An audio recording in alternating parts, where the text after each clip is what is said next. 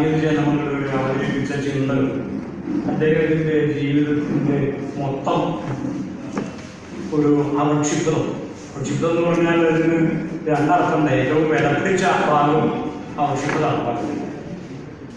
Soap ഉണ്ടാക്കുമ്പോൾ അതിൻ്റെ പെർസെപ്ഷനായിട്ട് വരുന്ന ഭാഗമാണ് ഗ്ലിസറിൻ.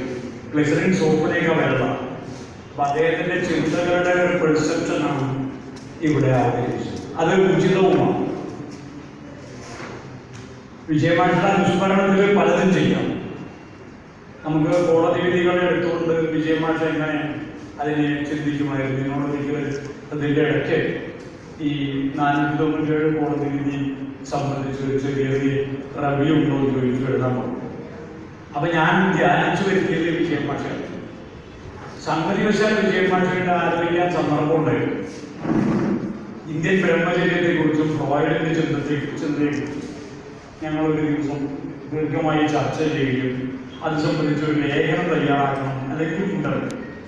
ഞാൻ പറഞ്ഞു ഇന്റർവ്യൂ മതി. മാർച്ച് പറഞ്ഞു നല്ല ലേഖനം എഴുതിയാൽ മതി, നമ്മൾ ചർച്ച ചെയ്യാൻ ഇത് നീക്കി എടുക്കണം എന്നുള്ളത്.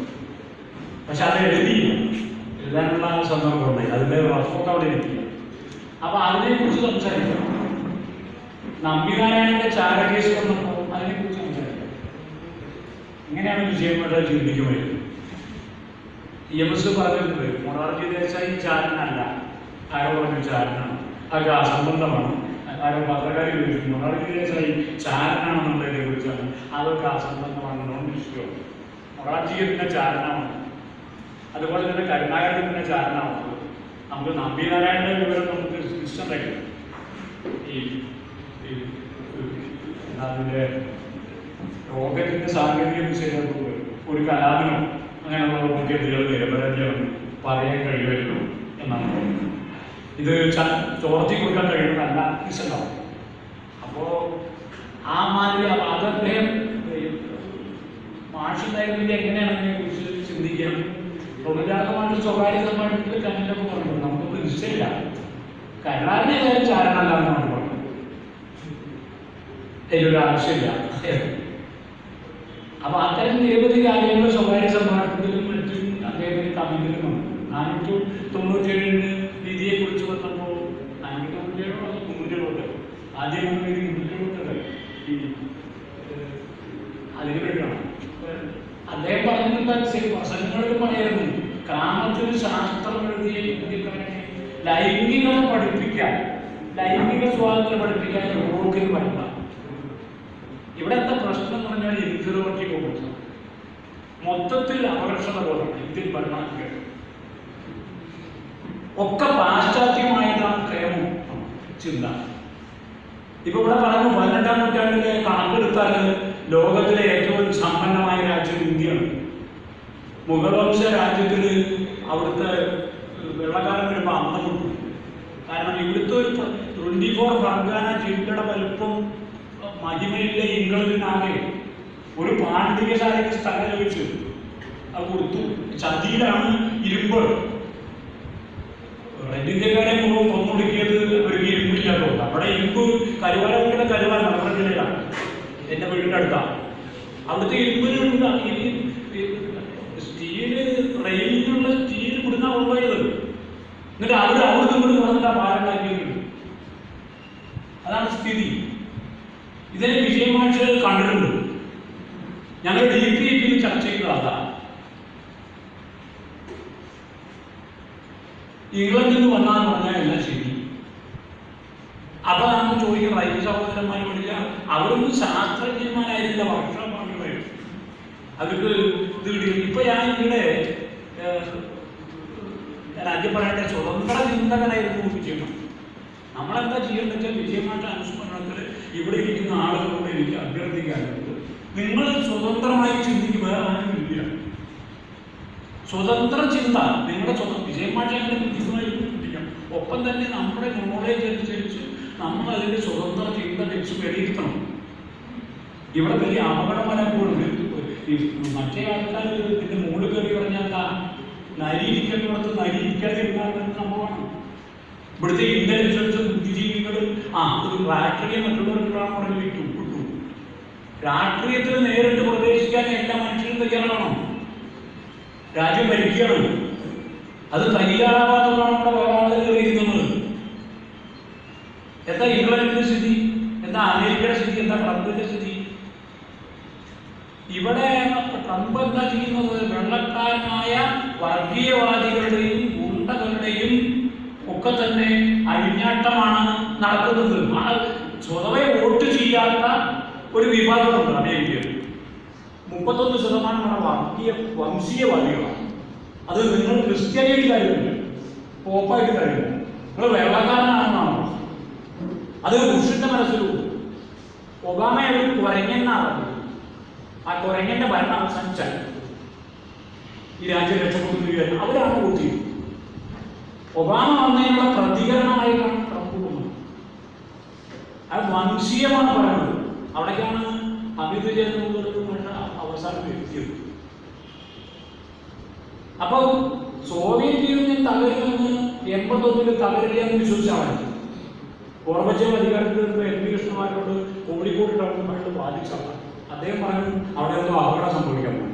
ശിഥിലമാവും 16 മാച്ചാവും. അദ്ദേഹം അവിടെ പോയിട്ട് വന്നു. വൈലോപ്പള്ളി അവിടെ പോയിട്ട് വന്നു. അവിടെ എന്തോ കുഴപ്പമുണ്ടാവും. അതിനനുസരിച്ച് അദ്ദേഹം കവിതയിൽ നമ്മൾ അവരെ തകരുന്നു വിചാരിക്കില്ല. അപ്പോൾ തകരുന്നൊന്നും അവർ പറഞ്ഞു തകർന്നില്ലേ? എന്തിനാ തകർന്നത്? ഇപ്പൊ ഇന്നലെ ഉസ്ബെക്കിസ്ഥാനിൽ പോയിട്ട് 16 കരാർ ഒപ്പിടണം. എന്താ ഒപ്പിട്ടെന്ന് ആ മനുഷ്യൻ മൻമോഹൻ സിംഗും മോഡിയും തമ്മിലുള്ള വ്യത്യാസം ഒപ്പിടുന്നത് എന്തിലാണ്? മൻമോഹൻ സിംഗ് അറിയാം, മോഡിക്ക് അറിയാം. 26 കരാർ കൊടുത്തു, 36 കരാർ കൊടുത്തു. എവിടെ ഒപ്പിടണമെന്ന് ഉസ്ബെക്കിസ്ഥാനിലൊക്കെ തന്നെ ഇപ്പോൾ വെള്ള വംശീയതാധികാരത്തിലുണ്ട്. എല്ലാവർക്കും വലതുപക്ഷങ്ങളുടെ ഒരു വേരിയേറ്റാണ് സോവിയറ്റ് യൂണിയൻ തകർച്ച ശേഷം വന്നിട്ടുള്ളത്. അടുത്ത അവർക്ക് തകർക്കാനുള്ളത് അതിന് മുമ്പ് തന്നെ വിചാരിച്ചാണ് ഇന്ത്യ അതൊരു അജണ്ട.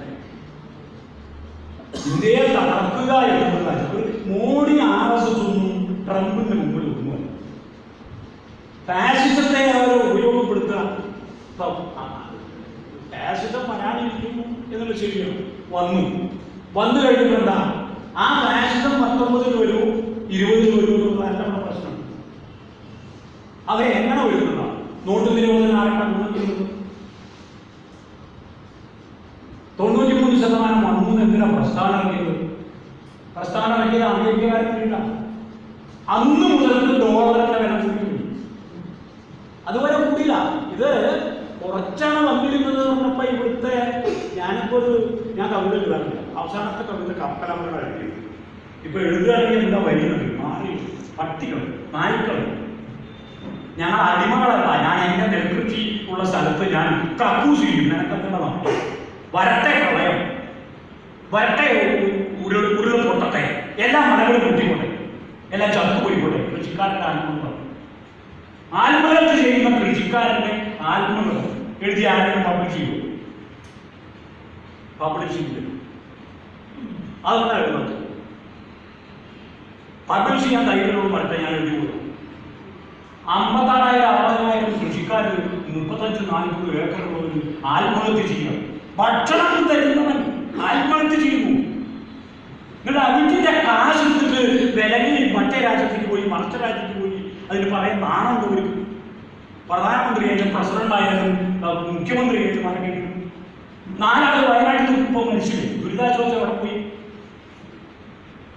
നിങ്ങൾക്ക് ഭക്ഷണം ഉണ്ടാക്കാൻ വേണ്ടി തുടരെ ഞാൻ പോയിട്ടുണ്ട്. രാധാകൃഷ്ണൻ എന്ന് പറയുന്ന ഒരാളുടെ വിവരം ചിറ്റൂരിലെ വിശ്വനാഥൻ പൊതുഗതാഗത പ്രവർത്തിച്ചിരുന്ന ആളാണ്. അയാൾ കൊണ്ട് 10 കിലോമീറ്റർ മുന്നിൽ അയാൾ മരിച്ചുപോയി. അയാൾ മുമ്പേ 90 ഒരു കൃഷിക്കാരൻ ആത്മഹത്യ ചെയ്തോട്ട് പോയി. ഈ ദൈവം നിലനിർത്തുന്ന പറഞ്ഞില്ലേ, രാവിലെ അയാൾ സിഗരറ്റ് വെച്ച് പോയതാണ് അവളോട് പറഞ്ഞു. തിരിച്ചു വന്നത് കഴിക്കട്ടെ. 15 ഏക്കർ മുന്നിലേക്ക് മലമ്പുഴയിൽ വെള്ളം കൊണ്ടുവരും. മലമ്പുഴ എന്തിനുണ്ടാക്കിയതാണ്? കൃഷിക്കാരന് വെള്ളത്തിനുണ്ടാക്കി. അപ്പൊ ശുദ്ധജലം കിണറിൽ പറ്റുന്നുണ്ട്. 83 രക്ഷക്കാരാണ്. കിണറിൽ ശുദ്ധജലം പറ്റും. അതുകൊണ്ട് മലമ്പുഴയിലെ വെള്ളം കൊടുക്കില്ല. വയറായ നെല്ലൊക്കെ കരിഞ്ഞ നെല്ല് കത്തിക്കാൻ വേണ്ടി രാവിലെ 4 മണിക്ക് പോയി. കാരണം ആളുകൾ അരിഞ്ഞു പശുവിനില്ല. അപ്പൊ അത് അരിഞ്ഞു കൊണ്ടുകൊണ്ടാണ് കത്തിച്ച് കഴിയോട്ടെ. അത് നമ്മുടെ വളത്തിൽ കിട്ടുമല്ലോ, അടുത്ത വിളക്കാണ്. അയാൾക്ക് എന്താ സ്ഥിതി എന്ന് പറഞ്ഞാൽ കടമാണ്. കുട്ടിക്ക് പാവാട വാങ്ങണമെങ്കിൽ നെല്ല് കൊടുക്കണം. നെല്ലിന് എന്താ വില? കേരളത്തിൽ നെൽകൃഷി ഉണ്ടാവണമെങ്കിൽ 70 രൂപയ്ക്ക് വരും 1 കിലോ അരിക്ക്. 31 രൂപയ്ക്ക് ഒറീസയിലെ അർദ്ധനഗ്നനായ 100 രൂപ കൂലിയുള്ള അല്ലെങ്കിൽ ഇല്ലാത്ത അടിമപ്പണിക്കാരന്റെ വയർപ്പാണ് 38 രൂപയ്ക്ക് നമ്മൾ കടയിൽ അരിയായിട്ട് കിട്ടുന്നത്. കേരളത്തിലെ ലേബർ ആണെങ്കിൽ അത് 70 രൂപയ്ക്ക് വരും. ഇത് ചർച്ച ചെയ്യാൻ കൊടുത്ത എക്കണോമിസ്റ്റുകൾക്ക് സമയമുണ്ടോ? സാമ്പത്തിക ശാസ്ത്രജ്ഞർക്ക് ആദ്യം തൂക്കിക്കൊണ്ടുള്ളത് നമ്മുടെ സാമ്പത്തിക ശാസ്ത്രജ്ഞന്മാരെ. എന്താ കാരണം? ഗീതാ ഗോപിനാഥന് IMF കിട്ടിയത് വെറുതെ അല്ല. എന്തിനാ കിട്ടിയത്? ദുരിതാശ്വാസത്തിന് ഉപദേശം കൊടുത്തിട്ട് പുനർനിർമ്മാണമാക്കി മാറ്റി. തോമസ് ഐസക്കിനും ശരിയാണ്ടാണ് അതിൽ അറിവുകൊണ്ട് വരും. തോമസ് ഐസക്കും ഗീതാ ഗോപിനാഥും 12 ഉപദേശല്ലേ, പ്രധാനപ്പെട്ട 2 ആളല്ലേ. അതിനാണ് IMF പ്രൊമോഷൻ കിട്ടിയത്. ഇനി തോമസ് ഐസക്കിന് എപ്പോഴാ പ്രൊമോഷൻ കിട്ടിയത് നോക്കിയത്? അതാണ് പൊളിറ്റിക്സ്. ആ പൊളിറ്റിക്സ് കൈകാര്യം ചെയ്യേണ്ടതാണ് ഇടതുപക്ഷം. ആ ഇടതുപക്ഷം ഇവിടെ ഇല്ല. ഇടതുപക്ഷം കൂടുതൽ വലതുപക്ഷമായിരിക്കുന്നു. അതായിരുന്നു MN വിജയകുമാറിന്റെ വിമർശനമായിരുന്നു. അത് കൂടുതൽ രൂക്ഷമായിരിക്കണം. അവസാനത്തെ വാക്യം ആ ഭാഷയിൽ പറയണം. ഞാനും ഭാഷയോട് കേട്ടിട്ടുണ്ട്. സുധീഷിന്റെ ഭാഷ ശരിക്കും തെറ്റും. അപ്പൊ ഞാൻ ചോദിച്ചു ഒരു ദിവസം, എന്തായാലും ഭാഷ അതുകൊണ്ടല്ലേ ഞാൻ പിന്താങ്ങുന്നു ഞാൻ ചോദിച്ചു. സുധീഷ് പറയണേ ഞാൻ പിന്താങ്ങാണോ? തോമസ് ഐസക്കിനെ എടാന്ന് വിളിച്ചേക്കണം. എടാന്ന് എഴുതി എടാ തോമസ് ഐസക്കിന് പാഠത്തിൽ അതിനെതിരെ കേസ് കൊണ്ടത്. ആ കേസിലാണ് മാഷ് ജയിച്ചത്. ചാരപ്രവർത്തനം തന്നെയാണ് പറഞ്ഞത് കേസിൽ. ആ കേസിൽ ഇത് സംസാരിച്ചു കൊണ്ടിരിക്കുമ്പോഴാണ് മാഷ് വീണത്.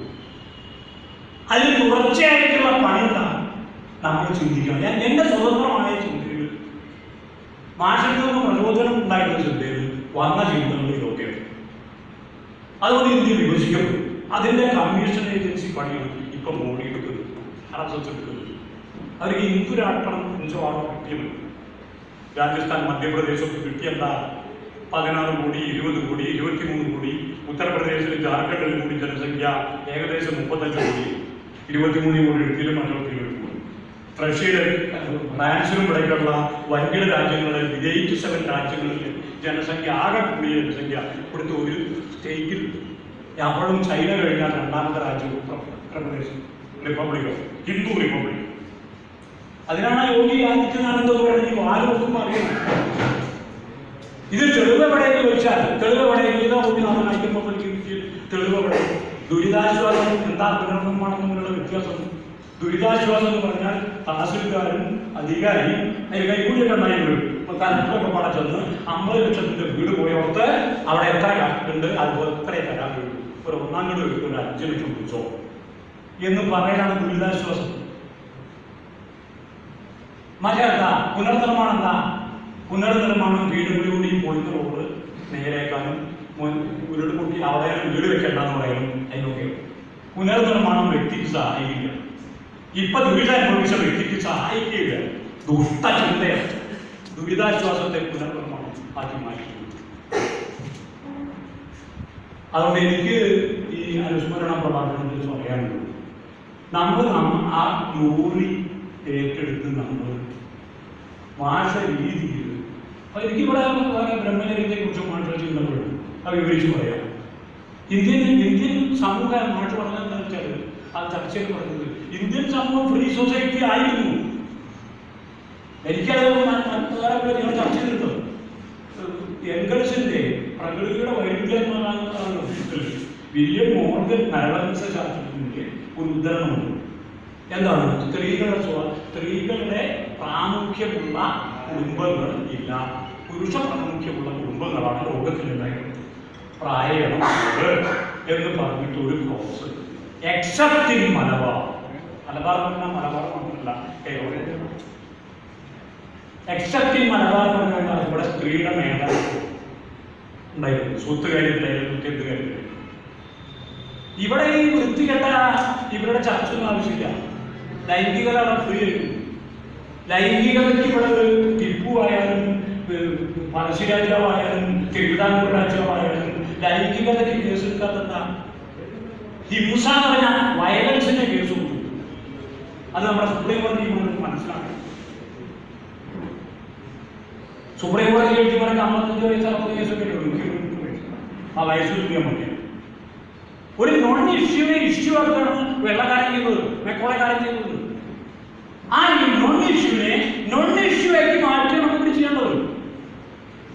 പിന്നെ ഇവിടെ ഇപ്പൊ ആരെങ്കിലും മുമ്പും ഒക്കെ പിന്നെ സെക്ച്വൽ ആക്ഷന്റെ ഭാഗമായിട്ട് ഇന്ത്യൻ പാരമ്പര്യം അനുസരിച്ച് നടന്നിട്ടുണ്ടെങ്കിൽ അത് അവർ സെൽഫ് ഇതിൽ ഉണ്ടായ ഒരു സിദ്ധാന്തം, നയത്തിന്റെ ഒരു സിദ്ധാന്തം. ഞാനത് പി കെ വാര്യർ ഡിസ്കസ് ചെയ്തിട്ടുണ്ട്. അതിനെ സംബന്ധിച്ച് ലേഖനം എഴുതിച്ചിട്ടുണ്ട്. അതിതാണ് റെസിസ്റ്റൻസിന്റെ ഭാഗമാണ് നിങ്ങൾ സെക്ച്വലി നിയന്ത്രിക്കുന്നത്. മതം പരമായിട്ട് പഠനമുണ്ട്, മതം പഠനം വേറെ മൂല്യങ്ങളൊക്കെ. പക്ഷെ ഒരു നിയന്ത്രണമുണ്ട്. അതെന്താ? ഡാർവിൻ തിയറിയുടെ റെസിസ്റ്റൻസ് ആണ്. ആ റെസിസ്റ്റൻസിന്റെ ഭാഗമായിട്ടാണ് ഫ്രോയിഡും പറഞ്ഞതാണ്. ഫ്രോയിഡ് പറയാൻ എന്താ? കലയായാലും ശാസ്ത്രമായാലും സെക്സ് ആയാലും ഒറ്റ ഊർജ്ജമാണ്, ഊർജ്ജം ഒന്നാണ്. ആ ഊർജ്ജത്തെ നിങ്ങൾ എവിടേക്ക് ഡൈവേർട്ട് ചെയ്യുന്നതിനനുസരിച്ചാണ്. അപ്പോൾ മനുഷ്യന് നല്ലതാണ്, കുടുംബജീവിതം നല്ലതാണെന്ന് കണ്ടു, കല നല്ലതാണെന്ന് കണ്ടു, ശാസ്ത്രം നല്ലതാണെന്ന് കണ്ടു, റൈറ്റ് സഹോദരന്മാർ തല പോഞ്ഞ് ഇതിന്റെ പിന്നാലെ വിമാനത്തിന്റെ പിന്നാലെ പോകുമ്പോൾ ഒരു ഭ്രാന്തന്മാരാണെന്ന് പറഞ്ഞു. ഒരു സെക്സിറ്റല്ല. അത്തരം ഒരു കാര്യങ്ങളെ കുറിച്ച് സ്വതന്ത്രമായി ചിന്തിക്കുന്ന ഒരു സമൂഹം നമുക്കുണ്ട്. ആ സമൂഹത്തിന് ഒന്നിനും കൊള്ളാത്തവരാണെന്നും പ്രാകൃതരാണെന്നും ഇവിടെ ഡെവലപ്മെന്റ് ഉണ്ടായത് ബ്രിട്ടീഷുകാർ വന്നതുകൊണ്ടാണെന്നും അത് മാർച്ചിനെ പകുതി വിശ്വസിപ്പിക്കാൻ അവർക്ക് കഴിയുന്നു. ഭാഗ്യവശാൽ നമ്മുടെ ശശി തരൂർ ഒരു പുസ്തകം ശശി തരൂരിന്റെ മുമ്പുണ്ട്. ദാദാഭായി നവറോജി ഇംഗ്ലണ്ടിൽ ചെന്ന് പറഞ്ഞിട്ടുണ്ട്, നിങ്ങൾ ഒരു ചുക്കും ചെയ്തിട്ടില്ല, ഇവിടുത്തെ ഇൻഡസ്ട്രിയലൈസേഷനെ പിന്നോട്ട് വലിക്കാൻ കഴിയും. അദ്ദേഹത്തെ വിളിച്ചത് ഫാദർ ഓഫ് ദ നേഷൻ എന്നുള്ള ആദ്യത്തെ പദം വിശേഷണം ദാദാഭായി നവറോജിക്കാണ് പറയുന്നത്. അൺബ്രിട്ടീഷ് റൂൾ ഇൻ ഇന്ത്യ എന്നൊരു പുസ്തകമാണ്. നമ്മുടെ പാഠപുസ്തകത്തിലാണ് പഠിക്കുന്നില്ല. നമ്മൾ പഠിച്ച നോക്കാത്ത ബ്രിട്ടീഷുകാർ ഇവിടെ ട്രെയിൻ ഉണ്ടാക്കിയിട്ടുണ്ട്. ട്രെയിൻ അല്ലെങ്കിൽ പോയിട്ടുണ്ട്. ബ്രിട്ടീഷുകാർ പുറത്തില്ല, ട്രെയിൻ ഒന്നുമില്ല. ഓക്സിജൻ കണ്ടുപിടിച്ചത് ലവോയ്സറാണ്, ക്രിസ്റ്റിയാണെന്ന് ഇപ്പോഴും തർക്കമാണ്. ഫ്രാൻസിൽ ചെന്നാൽ ലവോയ്സറാണ്, ഇംഗ്ലണ്ടിൽ ചെന്നാൽ ക്രിസ്റ്റിയാണ്. അങ്ങനെയാണ് അത് തമ്മിലുള്ള മത്സരമാണ്. അപ്പൊ അതിൽ ഞാൻ കടക്കുന്നില്ല. അതുകൊണ്ട് നമ്മളായി സ്വതന്ത്ര ചിന്തകരായി പ്രവർത്തിക്കേണ്ടതുണ്ട്. അതുകൊണ്ട് എനിക്കിവിടെ വന്ന എല്ലാവരോടും ഇതൊരു അതീവ ഭൂയിഷ്ടമായ സദസ്സാണ്. സംസ്കൃതം വലിയ വലിയ എല്ലാം ഇന്റലക്ച്വൽസിന്റെ ഒരു സദസ്സാണ്. അവിടെ ഒരു ഹമ്പിൾ റിക്വസ്റ്റായിട്ട് ഇത് എടുക്കുക. നിങ്ങളെല്ലാവരും അടുത്ത ഒക്ടോബർ 3 തന്നെ ഭാഷയെ അനുസ്മരിച്ചുകൊണ്ടും അതുപോലെ തന്നെ ഏത് ഫീൽഡായാലും ഭാഷ എല്ലാ ഫീൽഡും ജീവിതത്തിൻ്റെ എല്ലാ ഫീൽഡും എക്കണോമിക്സ് ആയിരുന്നു. അതിന് മുമ്പ് എക്കണോമിസ്റ്റ് ആവുക. മാർക്സ് ഒരു എക്കണോമിസ്റ്റ് ആയിരുന്നില്ല, അത് പലർക്കും അറിയില്ല. മാർക്സ് എക്കണോമിസ്റ്റുകൾ ഭൂനിവാസം ചെയ്തിട്ട് ഇയാൾ ഫിലോസഫറാണ്. അദ്ദേഹം അതിനെതിരെ പിന്നെ ഒരു പുസ്തകം എഴുതാൻ നിർബന്ധിതനായതാ. അങ്ങനെയാണ് അത് വരുന്നത്. അല്ലാതെ എക്കണോമിസ്റ്റ് ആയതല്ല. അപ്പൊ നമ്മൾ തന്നെ എക്കണോമിസ്റ്റ് ആവും, നമ്മൾ തന്നെ സയന്റിസ്റ്റ് ആവും. സയൻസിലൊക്കെ 10-20 ആളുകളാണ് ഐൻസ്റ്റീൻ അതിനെക്കുറിച്ച് തന്നെ പറഞ്ഞ സൂചിപ്പിച്ചു തോന്നും. ബയോഗ്രഫി ഓഫ് E=mc² എന്നൊരു പുസ്തകം. അതിന്റെ ഉള്ളടക്കത്തിൽ 10-15 ആളുകൾ ഐൻസ്റ്റീനെ സഹായം. അത് ഇന്ത്യക്കാരാണ്. യൂറോപ്യക്കാരൊക്കെ ഐൻസ്റ്റീൻ ഭ്രാന്താണെന്നും അയാൾ വിഡ്ഢിയാണെന്നും അയാൾ മന്ദനാണെന്നും പറഞ്ഞു നടന്നിരുന്നപ്പോൾ സുബ്രഹ്മണ്യൻ ചന്ദ്രശേഖരാണ് അത് ശരിയാണെന്ന് പറയുന്നത്. ഒരു പ്രോബ്ലം സോൾവ് ചെയ്ത് കൊടുത്തു. സുബ്രഹ്മണ്യം ഐൻസ്റ്റീൻ സിദ്ധാന്തം പറഞ്ഞു. സിദ്ധാന്തം തന്നെ ഐൻസ്റ്റീൻ ഇത് ആരെപ്പടിയാൻ നോക്കുക കഴിയും. നിരവധി ഇന്ത്യക്കാരാണ് ഹെൽപ്പ് ചെയ്യുന്നത്. അപ്പൊ ഇന്ത്യൻ ഇന്റലക്ട് എന്ന് പറഞ്ഞാൽ അത് ഏറ്റവും ഓപ്പനാണ്. അതിനെ ബ്രിട്ടീഷുകാരൻ വൈറ്റ് മെൻസ് ബർഡൻ എന്ന നുണ പറഞ്ഞ് അവൻ പുരോഗതി ഉണ്ടാക്കുകയാണെന്ന് പറഞ്ഞ് ഇവിടുത്തെ ഇന്റലക്ച്വൽസിനെ മുഴുവൻ തന്നെ സ്വാധീനിച്ചിരിക്കുകയാണ്. ഇപ്പൊ നമ്മുടെ ഭരണാധികാരികളെയും നമ്മുടെ അക്കാദമിക് പണ്ഡിതന്മാരെയും നമ്മുടെ ജഡ്ജിമാരെയും ഒക്കെ തന്നെ ഇപ്പോഴും ആ മാനസികമായ അടിമത്ത ചിന്ത ഭരിക്കുക. അതിനെ മോചിപ്പിക്കാനാണ് ഗാന്ധി ശ്രമിച്ചത്. ഇവിടുത്തെ വക്കീൽമാരും ഇവിടുത്തെ ഡോക്ടർമാരും ഇവിടുത്തെ പ്രൊഫസർമാരുമാണ് ബ്രിട്ടീഷ് ഗവൺമെന്റിനെ നിലനിർത്തുന്നതെന്ന് പറഞ്ഞാൽ വ്യക്തിപരമായിട്ട് അവർ ബ്രിട്ടന് വേണ്ടി വാദിക്കുന്നു എന്നല്ല. അവരുടെ അബോധ മനസ്സിൽ ഇംഗ്ലണ്ടാണ് നീതേ എന്ന ചിന്ത നിൽക്കുന്നു എന്നതാണ്. ചുരുങ്ങിയത് ഡിക്കൻസിന്റെ പുസ്തകങ്ങൾ വായിച്ചാലെങ്കിലും അതല്ലാതെ മനസ്സിലാവും. ഇവിടുത്തെ പോലെ തന്നെ വിഡ്ഢികളാണ് അവിടെ പോകുന്നത്. ഇവിടുത്തെ പോലെ തന്നെ ദരിദ്രരെ ചൂഷണം ചെയ്യുന്നവരാണ് അവിടെ പോകുന്നത്. ഇവിടുത്തേക്കാൾ ഇപ്പൊ എന്താ നടക്കുന്നത്? ഇപ്പൊ ബ്രിട്ടീഷിന്റെ ഹെൽത്ത് റൂള് കൊണ്ടുവരാൻ ഒബാമ ശ്രമിച്ചു. അമേരിക്ക ബ്രിട്ടനിലെ പൗരന്റെ ഹെൽത്ത് റൂൾ എന്താ? ഇവിടുന്ന് കാശ് കൊണ്ടുവരിക. ശുചിത്വത്തെ കുറിച്ചാണ് ഗാന്ധി ആദ്യം ശ്രദ്ധിച്ചത്. ഭാഗ്യം ഗാന്ധിയെ കുറിച്ച് ഓർമ്മ. ഗാന്ധിയെ വീണ്ടും ഉദ്ധരിക്കാതെ വിജയമാഷ ഒരിക്കലും പ്രസംഗം അവസാനിപ്പിക്കാറ്. ഒരു വാർത്തയെങ്കിലും പറയും. ഗാന്ധി ശുചിത്വത്തെ കുറിച്ചാണ് ആദ്യം സംസാരിച്ചത്. രാഷ്ട്രീയം സംസാരിക്കരുത് പറഞ്ഞു. അദ്ദേഹം പറഞ്ഞു ശുചിത്വത്തെ കുറിച്ച് പറഞ്ഞു നമ്മുടെ ശുചിത്വമില്ലായ്മയുടെ പുറത്താണ് ഇംഗ്ലീഷുകാരന്റെ ശുചിത്വം വരുന്നത്. ഈ കാശുണ്ടാണ് 3ാം ക്ലാസ് കമ്പാർട്ട്മെന്റിൽ ടിക്കറ്റ് എടുത്ത് നിങ്ങൾ യാത്ര ചെയ്യും. 1ാം ക്ലാസ് കമ്പാർട്ട്മെന്റിൽ വൈസ്രോയെ പോലുള്ളവര് ടിക്കറ്റ് എടുക്കാതെ യാത്ര ചെയ്യും.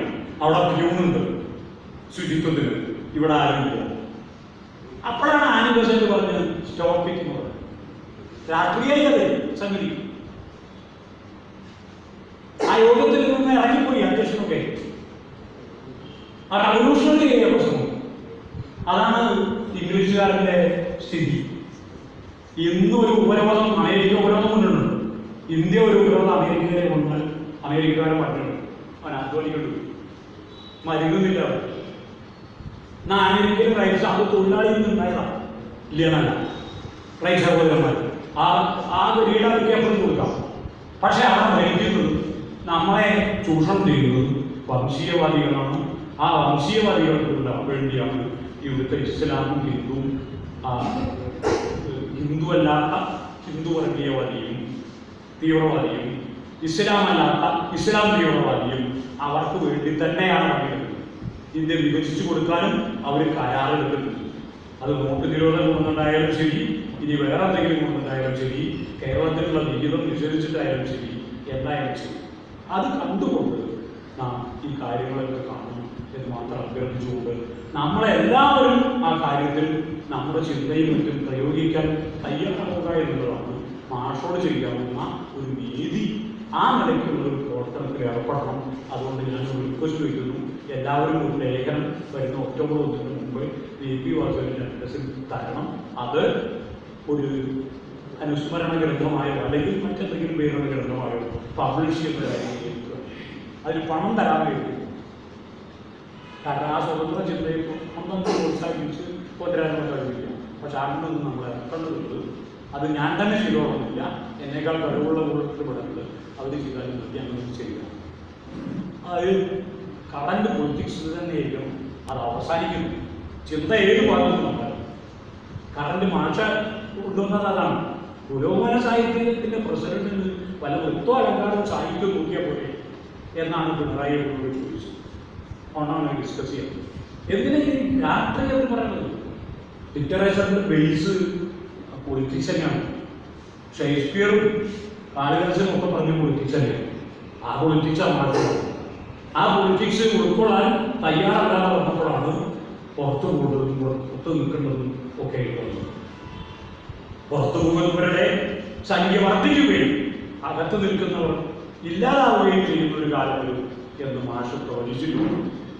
ആദ്യം ഓർമ്മപ്പെടുത്തിക്കൊണ്ട് നമ്മളെ ഓരോരുത്തർക്കും അതിന് ജോലി ചെയ്യാനുണ്ട് എന്നുള്ള ഓർമ്മിപ്പിച്ചുകൊണ്ട് ഞാൻ എൻ്റെ വാക്കുകൾ നിർത്തുന്നു.